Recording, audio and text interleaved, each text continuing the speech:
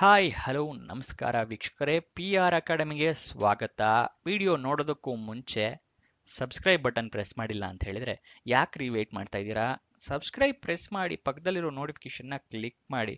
Video upload ಮಾಡಿದ ತಕ್ಷಣ ನಿಮಗೆ ನೋಟಿಫಿಕೇಶನ್ ಬರಬೇಕಲ್ವಾ? ಬಂದ ತಕ್ಷಣ ನೀವು ಆದಷ್ಟು ಬೇಗ ಅಪ್ಲಿಕೇಶನ್ ಹಾಕೋಬೇಕು. ಸೊ ಸಬ್ಸ್ಕ್ರೈಬ್ ಮತ್ತೆ ನೋಟಿಫಿಕೇಶನ್ ಬೆಲ್ನ ಪ್ರೆಸ್ ಮಾಡಿ. ವಿಡಿಯೋ ಶುರು ಮಾಡೋಣ.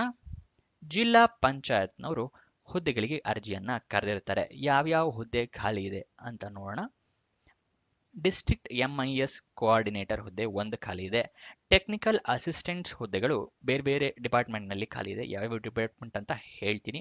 ಸಿವಿಲ್ ಡಿಪಾರ್ಟ್ಮೆಂಟ್ನಲ್ಲಿ ಒಂದು ಖಾಲಿ ಇದೆ. ಅಗ್ರಿಕಲ್ಚರಲ್ ಅಂದರೆ ಕೃಷಿ ಡಿಪಾರ್ಟ್ಮೆಂಟ್ನಲ್ಲಿ 2, ತೋಟಗಾರಿಕೆ ಇಲಾಖೆಯಲ್ಲಿ 2, ಅರಣ್ಯ ಡಿಪಾರ್ಟ್ಮೆಂಟ್ನಲ್ಲಿ 4, ಕೃಷಿ ರೇಷ್ಮೆ ಕೃಷಿ ಸೆರಿಕಲ್ಚರ್ ಅದರಲ್ಲಿ ಒಂದಿರುತ್ತೆ.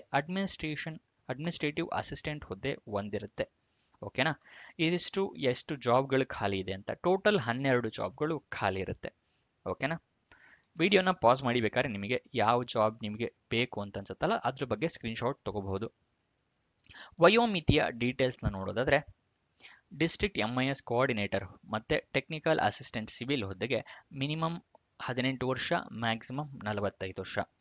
Technical assistants agriculture, horticulture, forestry, sericulture ಇದಿಷ್ಟು ಹುದ್ದೆಗೆ 40 ವರ್ಷ ಮ್ಯಾಕ್ಸಿಮಮ್ ಏಜ್ ಲಿಮಿಟ್, ಮಿನಿಮಮ್ ಇದಕ್ಕೂ ಕೂಡ 18 ಆಗಿರುತ್ತೆ. ಆದರೆ ಅಡ್ಮಿನಿಸ್ಟ್ರೇಟಿವ್ ಅಸಿಸ್ಟೆಂಟ್ ಹುದ್ದೆಗೆ ಮಿನಿಮಮ್ 21 ಆಗಿರಬೇಕು, ಮ್ಯಾಕ್ಸಿಮಮ್ 35 ವರ್ಷದವರು ಕೂಡ ಅಪ್ಲಿಕೇಶನ್ನ ಹಾಕಬಹುದು.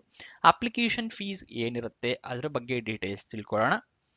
ಅಪ್ಲಿಕೇಶನ್ ಫೀಸ್ ಏನೂ ಇರೋದಿಲ್ಲ. ನೀವು ಏನು ಅಮೌಂಟನ್ನು ಕೂಡ ಕಟ್ಟೋ ಅಗತ್ಯ ಇಲ್ಲ. ಇದೊಂದು ಒಳ್ಳೆ ಸಿದ್ಧ ಆಗಿರುತ್ತೆ. ಯಾಕಂದರೆ ಹಲವಾರು ಜಾಬ್ಗಳಿಗೆ 500, 1000 ಈ ಥರ ಎಷ್ಟೊಂದು ದುಡ್ಡು ಇರುತ್ತೆ. ಇದರಲ್ಲಿ ಏನು ಇಲ್ಲದೆ ಇರೋದ್ರಿಂದ ಫ್ರೀಯಾಗಿ ಅಪ್ಲಿಕೇಶನ್ನ ಹಾಕೋಬಹುದು ನೀವು. ಸೆಲೆಕ್ಷನ್ ಪ್ರೋಸೆಸ್ ನೋಡಿದ್ರೆ ರಿಟರ್ನ್ ಟೆಸ್ಟ್ ಇರುತ್ತೆ, ಲಿಖಿತ ಪರೀಕ್ಷೆ. ಅದಾದ ನಂತರ ಸಂದರ್ಶನ ಇರುತ್ತೆ ಅಂದರೆ ಇಂಟರ್ವ್ಯೂ. ಇದಿಷ್ಟು ಸೆಲೆಕ್ಷನ್ ಪ್ರೋಸೆಸ್ನ ವಿವರ. ವಿಡಿಯೋದಲ್ಲಿ ಮುಂದೆ ನಾನೀಗ ಏನು ತಿಳಿಸ್ಕೊಡ್ತೀನಿ ಅಂತ ಹೇಳಿದ್ರೆ ಅಪ್ಲಿಕೇಶನ್ ಯಾವಾಗ ಓಪನ್ ಆಗಿದೆ, ಹೇಗೆ ಹಾಕೋಬಹುದು ಅಂತ ತಿಳಿಸ್ಕೊಡ್ತೀನಿ. ಅದಕ್ಕಿಂತ ಮುಂಚೆ ಹೊಸದಾಗಿ ವಾಟ್ಸಪ್ ಚಾನಲ್ ಕೂಡ ಓಪನ್ ಮಾಡಿದ್ದೀವಿ. ಅದರ ಲಿಂಕು ವಿಡಿಯೋ ಡಿಸ್ಕ್ರಿಪ್ಷನಲ್ಲಿ ಕೊಟ್ಟಿರ್ತೀನಿ. ಅಲ್ಲಿಂದ ಕ್ಲಿಕ್ ಮಾಡಿ ನೀವು ವಾಟ್ಸಪ್ ಚಾನಲಿಂದ ವೀಡಿಯೋಸ್ಗಳನ್ನ ನೋಡಬಹುದು. ಹಾಗೆ ನಿಮ್ಮ ಫ್ರೆಂಡ್ಸಿಗೂ ಶೇರ್ ಮಾಡಬಹುದು. ಅಪ್ಲಿಕೇಶನ್ನ ನೀವು ಆನ್ಲೈನ್ ಮುಖಾಂತರ ಹಾಕ್ಕೋಬೇಕು. ಅಪ್ಲಿಕೇಶನ್ ಓಪನ್ ಆಗಿದ್ದ ದಿನಾಂಕ ನೋಡೋಣ. 21 ಡಿಸೆಂಬರ್ 2024 ಓಪನ್ ಆಗಿರುತ್ತೆ. ಕೊನೆಯ ದಿನಾಂಕ 4 ಜನವರಿ 2025. ಅಷ್ಟರೊಳಗಡೆ ನೀವು ಅಪ್ಲಿಕೇಶನ್ ಹಾಕ್ಕೋಬೇಕು. ಕೊನೆಯ ದಿನಾಂಕ ಹತ್ತಿರ ಬರ್ತಿದ್ದಾಗೇನೆ ಸರ್ವರ್ ಕ್ರ್ಯಾಶ್ ಆಗೋ ಸಾಧ್ಯತೆ ಇರುತ್ತೆ. ಯಾಕಂದರೆ ಗೌರ್ಮೆಂಟ್ ಜಾಬಿಗೆ ಹಲವಾರು ಜನ ಅಪ್ಲೈ ಮಾಡ್ತಾ ಇರ್ತಾರೆ. ನಿಮ್ಮ ವಿಡಿಯೋ ನೋಡಿದ ತಕ್ಷಣ ಅಪ್ಲೈ ಮಾಡ್ಕೊಳ್ಳಿ. ಅಫಿಷಿಯಲ್ ನೋಟಿಫಿಕೇಶನ್ ಓದ್ಕೊಳ್ತೀನಿ ಜಾಬ್ ಅಪ್ಲಿಕೇಶನ್ ಹಾಕೋಕೆ ಹೋಗಬೇಡಿ. ಯಾಕಂದರೆ ಏನಾದರೂ ನಿಮಗೆ ಮುಂದೆ ತಪ್ಪು ಮಾಡಿರಾ, ಚೇಂಜಸ್ ಮಾಡ್ಕೋಬೇಕು ಅಂತ ಹೇಳಿದ್ರೆ ಅದಕ್ಕೆ ಅವಕಾಶ ಕೊಡೋದಿಲ್ಲ. ಅದಕ್ಕೋಸ್ಕರ ಅಫಿಷಿಯಲ್ ನೋಟಿಫಿಕೇಶನ್ ಓದ್ಕೊಳ್ಳಿ, ಎಲ್ಲ ಡೀಟೇಲ್ಸ್ ತಿಳ್ಕೊಂಡ ನಂತರ ಅಪ್ಲಿಕೇಶನ್ ಹಾಕ್ಕೊಳ್ಳಿ. ಓಕೆನಾ? ಅಫಿಷಿಯಲ್ ನೋಟಿಫಿಕೇಶನ್ ಎಲ್ಲಿ ಸಿಗುತ್ತೆ ಅಂತ ಹೇಳಿದ್ರೆ ವಿಡಿಯೋ ಡಿಸ್ಕ್ರಿಪ್ಷನಲ್ಲಿ ಟೆಲಿಗ್ರಾಮ್ ಚಾನಲ್ ಲಿಂಕ್ ಕೊಟ್ಟಿರ್ತೀನಿ. ಅಲ್ಲಿಂದ ನೀವು ಕ್ಲಿಕ್ ಮಾಡಿ ನೋಟಿಫಿಕೇಶನ್ನ ಡೌನ್ಲೋಡ್ ಮಾಡ್ಕೋಬಹುದು. ಡೌನ್ಲೋಡ್ ಮಾಡ್ಕೊಂಡ ನಂತರ ಅಪ್ಲಿಕೇಶನ್ ಹಾಕಿ. ಅದಕ್ಕೆ ಲಿಂಕ್ ಎಲ್ಲಿ ಸಿಗುತ್ತೆ ಅಂತ ಹೇಳಿದ್ರೆ ಅದನ್ನು ಕೂಡ ವಿಡಿಯೋ ಡಿಸ್ಕ್ರಿಪ್ಷನಲ್ಲಿ ಕೊಟ್ಟಿನಿ. ಸ್ಕ್ರೀನ್ ಮೇಲೆ ಕೂಡ ತೋರಿಸ್ತಾ ಇದ್ದೀನಿ ನೋಡಿ. ಇದೇ ಆಗಿರುತ್ತೆ ವೆಬ್ಸೈಟ್ನ ಲಿಂಕ್. ಅಲ್ಲಿಂದ ಡಿಸ್ಕ್ರಿಪ್ಷನಿಂದ ಕ್ಲಿಕ್ ಮಾಡಿ ಹಾಕ್ಕೊಳ್ಳಿ. ಅಫಿಷಿಯಲ್ ವೆಬ್ಸೈಟ್ ಅಡ್ರೆಸ್ ಬೇಕು ಅಂದರೆ yadgir.nic.in. ಓಕೆನಾ? ಎಜುಕೇಷನ್ ಕ್ವಾಲಿಫಿಕೇಷನ್ ವಿವರ ನೋಡೋದಾದರೆ ಡಿಸ್ಟ್ರಿಕ್ಟ್ MIS ಕೋಆರ್ಡಿನೇಟರ್ ಹುದ್ದೆಗೆ BE, BTech, ಗ್ರ್ಯಾಜುಯೇಷನ್ ಅಥವಾ MCA ಮಾಡಿರಬೇಕು. ಇದರಲ್ಲಿ ಯಾವ್ದಾರು ಒಂದು ಮಾಡಿರಬೇಕಾಗತ್ತೆ.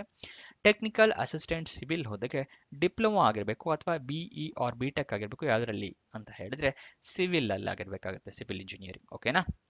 ಟೆಕ್ನಿಕಲ್ ಅಸಿಸ್ಟೆಂಟ್ ಅಗ್ರಿಕಲ್ಚರ್ ಕೃಷಿ, ಇದಕ್ಕೆ BSc ಇನ್ ಅಗ್ರಿಕಲ್ಚರಲ್ ಆಗಿರಬೇಕು ಅಥವಾ MSc ಆಗಿರಬೇಕಾಗುತ್ತೆ.